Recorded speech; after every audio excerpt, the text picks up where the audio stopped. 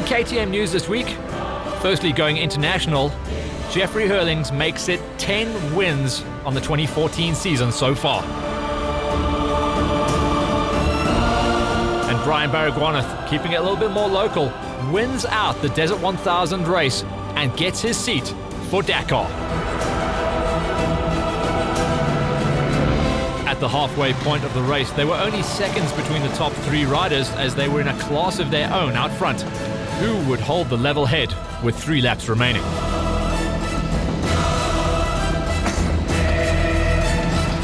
I tried to push a bit hard in the first lap and made stupid mistakes. I nearly threw it away in the morning, so I've got to concentrate now in the second half of the race and get my head in the right place. The bike is unbelievable, you know, everything's going 100%. Just as soon as you get into the dust, you can't go any faster, so you're pretty much just stuck in that position. But yeah, Ross is flying, so we're all got a good pace going. Picked up wire on the last lap, so I lost a lot of time there. But yeah, we've got 3 laps to go, new loop. So the first lap, just see what it's like and try plan where and what to do to make time. The peakless Tyron Miller was back into 4th place, with Dylan Ings also making up huge ground to now lay in 5th overall. It just didn't look like anyone was going to catch Ross Branch out front though, especially when he could see his first hat-trick of wins just around the corner. I tried to pass Kenny on the rocky climb. Every lap I catch right up to him, but everyone's riding so good, and for me to close that big gap and try past him is a bit difficult. The fight though was now on between Kenny Gilbert and Lawrence Mahoney, and Gilbert was starting to make some mistakes.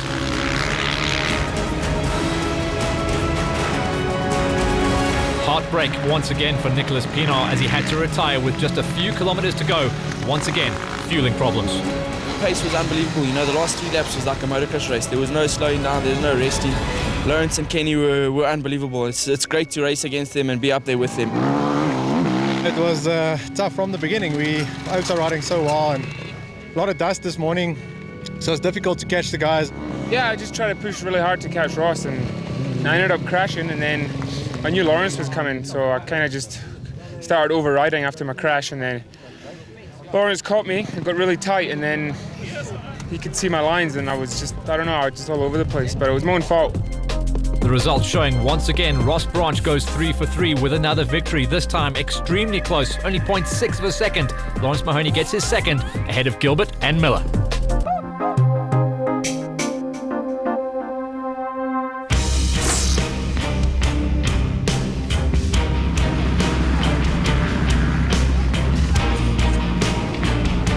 Yeah, it's like you said, we have 2 races at DNFs. The first race was okay. We tried to make a comeback on the second one. We had a problem again.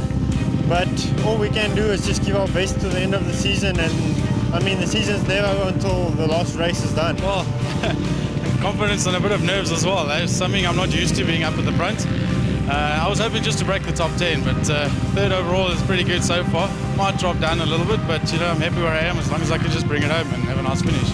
I'm expecting a lot of dust, and also now with sunrise, it's going to be so tough, the sun and then reflecting all the dust. So I think the first lap's going to be really tough, but after that we just got to push through and try and work up a few places. It's our last long national of the season, real desert style racing, so we're happy to be here, and we've missed this sort of racing. We didn't do this one last year. With 3 wins out of 3, who would be able to match the pace of Brian Baragwanath? Starting in 1st place is such a big advantage with regards to dust, but if there is grass, you are the man who has to cut it and navigate the dangers first. Brian Baragwanath was once again in complete control from the start, but had a flying Andre Duplessis and David Hollis chasing hard, as well as podium finisher from round 3, Justin Robert.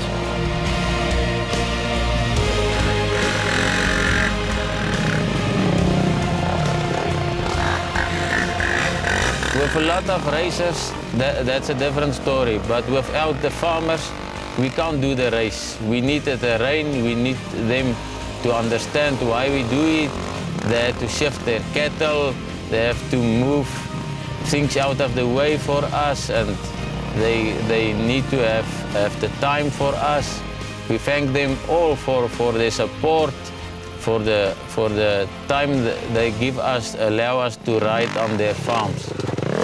Andre Parks was once again performing higher than everyone's expectations as he made his way through the field yet again.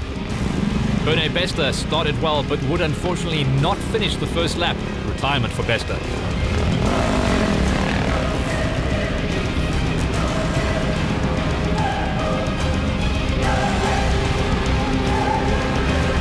Also interesting is that we're going to through a milliland. The people must know their skills and not to be a harvester but a racer. With the top 5 starting to pull away from the field, the pace just kept on getting faster and faster.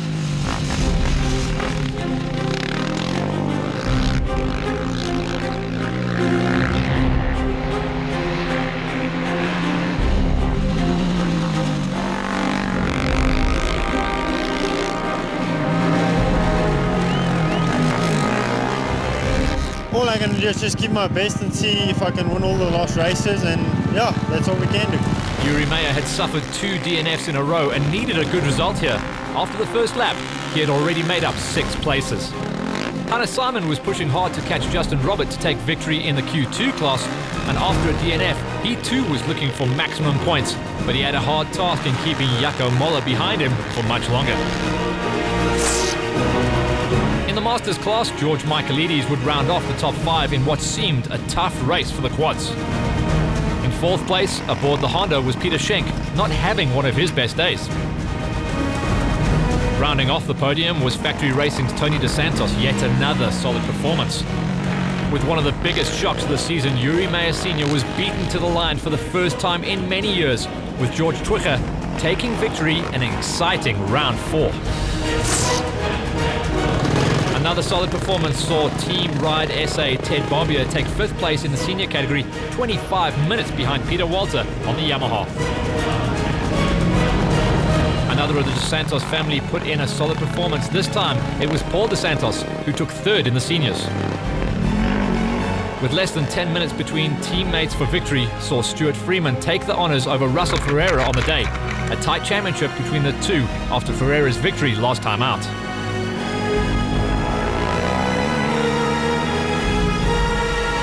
Looking at the results then in the Masters, Twicher takes the win for the first time this year over Meyer Sr. and DeSantos. Seniors, it was Freeman, Ferreira and another DeSantos. For sure, it's a nice 450 track today. My gearing's a bit long, so we're going to change it now. Hopefully we can pick up a pace.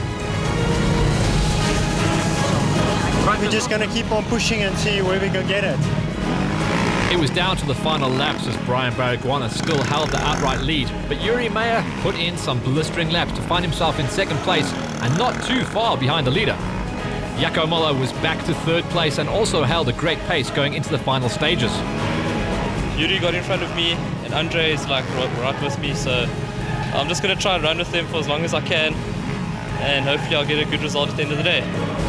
It was unfortunately a slightly disappointing day for David Hollis as he dropped down the order to 5th place behind Andre Park, who seems to just get better and better every time he goes out.